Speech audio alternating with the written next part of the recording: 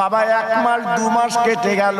Abdul Muttalib ডেকে বলেছিল, ও আমার 10টা ছেলে, তোমাদের বাণিজ্য যেতে হবে, আমি তোমাদের বাণিজ্যে পাঠাবো। আব্দুল্লাহ রাতের বেলা কেঁদে কেঁদে কেঁদে কেঁদে বাবা চোখের পানিগুলো পড়ে আপনার বলে বাড়িটা ভিজে গেল। আমেনা উঠে বলছে, স্বামী গো, তুমি এমন করে কাঁদছো কেন, কি ব্যাপার? বলে, আমেনা, আমার বাণিজ্য যেতে হবে সামদেশে, আমার কোনো উপায় নেই, আজকে তোমার ফেলে আমার চলে যেতে হবে।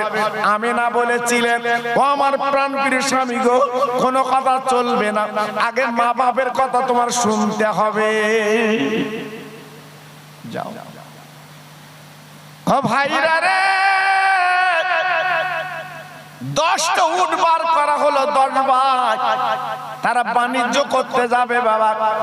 এইবার পরস্পর উটের পিঠে বসে গেল, বাণিজ্য যাবে। এইবার বাবা পিছনে একটা উট আব্দুল্লাহ বসবে।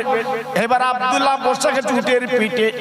আমেনা বাবা চোখ দুটো ছলছল করছে। আমেনা চোখের পানিগুলো ফেলছে। কেন ফেলছে? স্বামী গো, আজকে আপনি চলে যাবেন বাণিজ্য করতে, আর হয়তো আমার দেখা হবে না, এই বলে কাঁদতে লাগলো।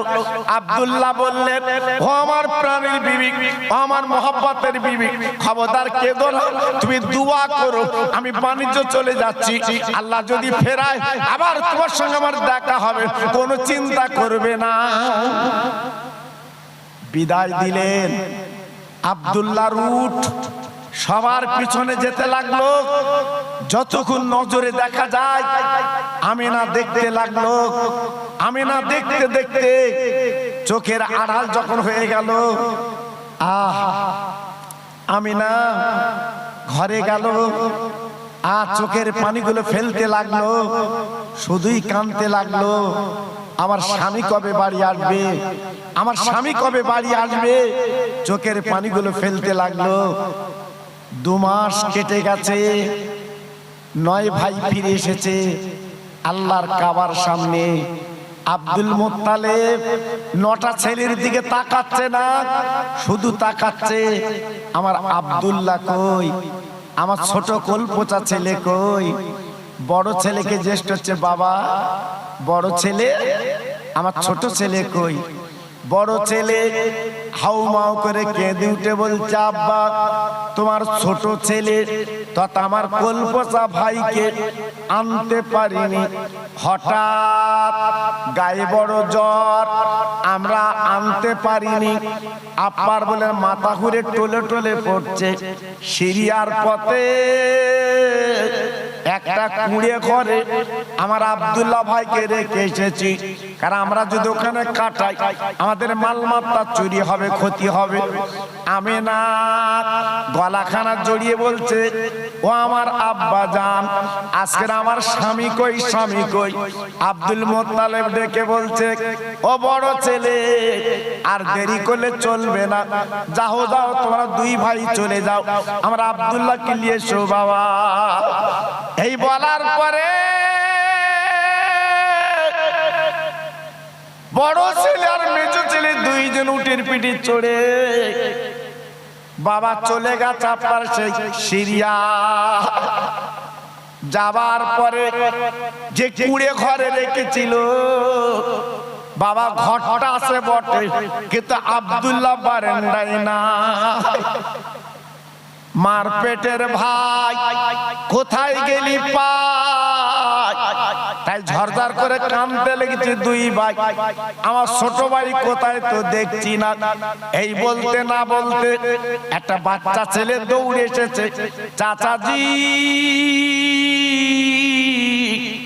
আপনারা 2 ভাই এমন করে কাঁদছেন কেন? বলে, বাবা বাচ্চা ছেলে, বাবা বালক বৎস, আমাদের বড় বিপদ ঘটে গেছে। কি বিপদ, কি ব্যাপার?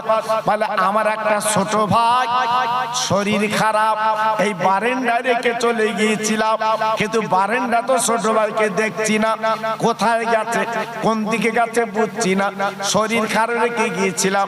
এই বাচ্চা ছেলে বলে, চাচাজি আর দেখতে হবে না, ওই ডান সাইডে তাকিয়ে দেখুন কিছুদিন আগে আপনার ছোট ভাই ইন্তেকাল করেছে, দুনিয়া থেকে চলে গেছে। ওই নতুন কবর ওনার কবর। বাবা বড় ভাই মেজো ভাই হাউমা করে কেঁদে উঠেছে, আয় আল্লাহ মার পেটের ভাই কোথায় গেলি পাই? আজ আমার ছোট ভাই দুনিয়াতে চলে গেছে, আব্বা মার কাছে কি বুঝন দেব, আজকের বৌমার কাছে কি বুঝন দেব? ওই ছেলেটা বলছে হুজুর বলে চাচাজি আর কাঁদবেন না, এই দেখেন আপনার ভাই যে আংটিটা ছিল আমার কাছে আছে, এই আংটিটা আপনি নিয়ে যান। আমিনা বলে নামক একজন মহিলার কাছে দেবেন। উনি কি হয়? উনি আমাদের বৌমা। যা ও ভাইরা রে,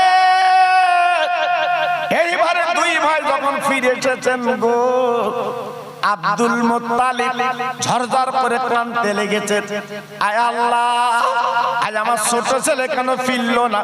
বড় মেজো ছেলে কাঁদছে, বলতে পারছে না। আব্বা জান গো, আমার ছোট ভাই দুনিয়ায় বেঁচে নেই, দুনিয়াতে চলে গেছে, বিদায় নিয়েছে।